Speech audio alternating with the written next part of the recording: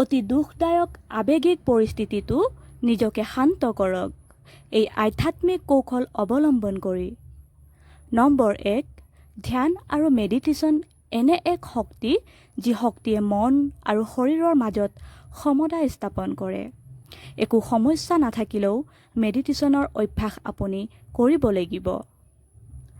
Number 2, যেতিয়া অধিক উদ্বেগ বা হতাশা বা খং আহে মনলৈ, দীঘলকৈ কেইবাৰমান উশাহ লোৱাৰ অভ্যাস কৰক।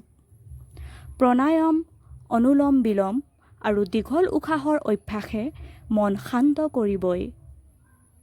নম্বৰ 3, এই পৃথিৱীত ঋণাত্মক শক্তিৰ পৰা নিজকে বচাই ৰাখিবলৈ মন্ত্ৰচাৰণৰ অভ্যাস কৰক। বেলেগ মন্ত্ৰ শিকাত অসুবিধা যদি নাৰায়ণ কবচ বা হনুমান চালিচা পাঠ কৰক বা শুনক। নম্বৰ 4, ঋণাত্মক শক্তিবোৰ মন আৰু শৰীৰৰ পৰা আঁতৰাবলৈ ধৰ্মশাস্ত্ৰ শ্ৰৱণ কীৰ্তন কৰক। আৰু আমি সকলো মনুষ্যই যে একাধিক আধ্যাত্মিক শক্তিৰ দ্বাৰা পৰিচালিত সেই কথা স্বীকাৰ কৰক।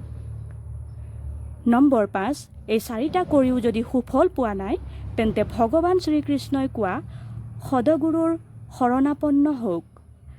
ঈশ্বৰ আৰু গুৰুৱেই আপোনাক দেখুৱাব পোহৰৰ বাট। বাকী ভাগৱত গীতা শ্ৰৱণৰ কীৰ্তন পঠন কৰিব পাৰে। বাকী আপুনি ভালেই থাকিব, সুস্থ হৈ থাকিব। ধন্যবাদ।